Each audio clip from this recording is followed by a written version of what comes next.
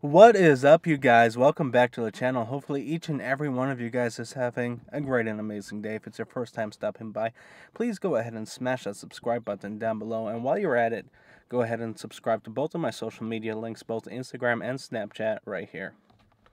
So recently I posted a video of the new Tial 50mm blow-off valve with the CPE Exhale Kit, and it was a little alarming considering how much turbo flutter was coming from it. So I reached out to Stratified, and Alex pretty much told me, hey, listen, it could be the wrong spring in there. Contact CPE, see what spring they send out with the Tial blow-off valve. So I did so, and it turns out that they sent the blow-off valve out with the white spring, which is not the proper spring for our setup. So I purchased the black spring, which is the correct spring. I installed it, and the results are amazing. I'm going to miss the turbo flutter, but I think I can live with it because the blow-off valve sounds absolutely amazing. So once again, I ran a mic into the engine bay so you guys can hear just exactly how great it sounds. Unfortunately, I'm not going for a drive right now. I'm actually packing up for my vacation.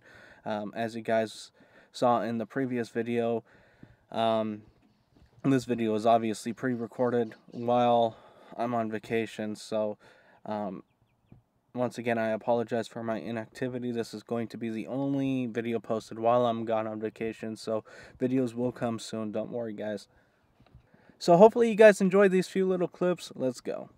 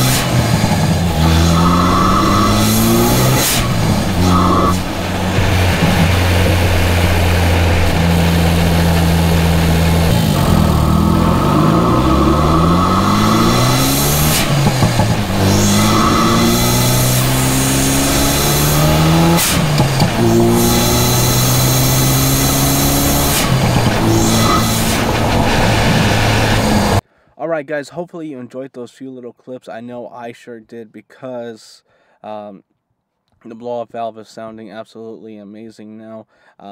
Sure, the turbo flutter did sound amazing, really amazing. I'm really going to miss it, but I can live with this blow-off valve noise 100%.